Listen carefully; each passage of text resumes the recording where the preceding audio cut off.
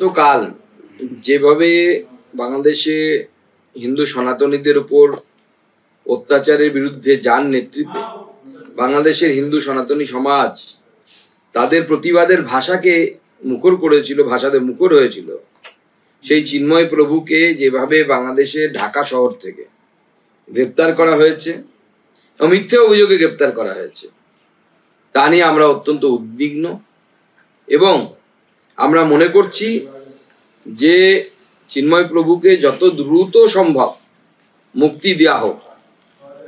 যেভাবে পালাবদলের পর, বাংলাদেশে রাজনৈতিক পালাবদলের পর একের পর এক হিন্দুদের ধর্মীয় স্থান, শ্রদ্ধা স্থান এবং হিন্দু বাড়িঘরে যেভাবে অ্যাটাক হয়েছে, যেভাবে আক্রমণ হয়েছে, একের পর এক ঘটনা ঘটেছে, তা প্রমাণ করছে যে বাংলাদেশে সবাই ভালো নেই।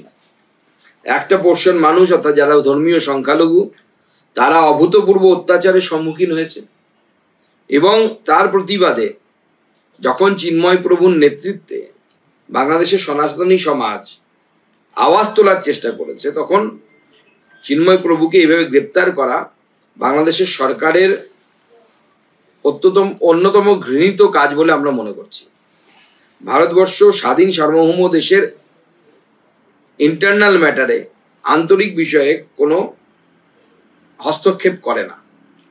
আমরা চাই বাংলাদেশ সরকার যত দ্রুত চিন্ময় প্রভুকে মুক্তি দিক। শুধু তাই নয়, চিন্ময় প্রভুর এই গ্রেপ্তারের প্রতিবাদে যখন বাংলাদেশি হিন্দুরা, সনাতন ধর্মাবলম্বীরা যখন প্রতিবাদ জানাচ্ছে বাংলাদেশের রাস্তায়, চট্টগ্রামের রাস্তায়, তখন এই শান্তিপূর্ণ নিরীহ আন্দোলনের উপরে চোরাগোপ্তা সশস্ত্র আক্রমণ হানানো হচ্ছে এবং পুলিশ এবং বাংলাদেশি সরকার তার সাথে আছে। আজকে বাংলাদেশে এই হিন্দুদের অবস্থা দেখে ভারতবাসীর তথা পশ্চিমবঙ্গবাসীর বিশেষভাবে শিক্ষা নেওয়া উচিত। যদি আমরা উপযুক্ত সময়ে জাগ্রত না হই, তাহলে পশ্চিমবঙ্গের হিন্দুদের সাথেও এই ধরনের ঘটনা ঘটতে বাধ্য হবে। আমি চিন্ময় প্রভুর বিষয় নিয়ে বিভিন্ন জায়গায় কথা বলেছি, ভারতের বিদেশ মন্ত্রকের সাথেও কথা বলেছি এবং বিদেশ মন্ত্রকও আপনারা দেখেছেন তাদের প্রেস নোট জারি করেছে। আমরা সবাই চাইছি যে প্রভুকে খুব তাড়াতাড়ি মুক্তি দেওয়া যেন হয় এবং আমরা ওনার সাথে আছি।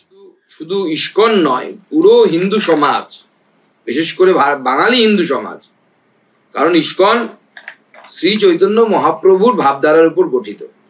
যে কোনো বৈষ্ণব অর্গানাইজেশনে শ্রী চৈতন্য মহাপ্রভু, যার জন্ম বাংলার পবিত্র মাটিতে, তো স্বাভাবিকভাবে বাঙালিদের কনসার্ন আরো বেশি। বাঙালি ভাবছে যে আগামী দিনে বাঙালির ভবিষ্যৎ কি, হিন্দু বাঙালির ভবিষ্যৎ কি পশ্চিমবঙ্গে। কারণ কিছুদিন আগে আমরা বেলডাঙ্গা দেখেছি, বেলডাঙ্গাতে কি ধরনের ঘটনা ঘটেছে এবং সেখানে এখন পুলিশ 144 যারা জারি করে আমরা দেখেছি যে পুলিশ মন্দির সারাচ্ছে, হিন্দুদের বাড়ি ঘরে যেখানে দেয়াল বোম পড়েছে বা ঢিল পেরেছে সেগুলোকে ঠিক করা হয়েছে যাতে লুকোনো যায়, পুরোটাকে ধামাচাপা দেওয়া হয়, সেইটাও চেষ্টা চলেছে। আমাদের ভিডিও ভালো লাগলে লাইক এবং শেয়ার করুন। কমেন্ট সেকশনে গিয়ে জানান আপনাদের মতামত। আরও ভিডিও পেতে আমাদের চ্যানেল সাবস্ক্রাইব করুন এবং প্রতি মুহূর্তে খবরের আপডেট পেতে প্রেস করুন বেল আইকন।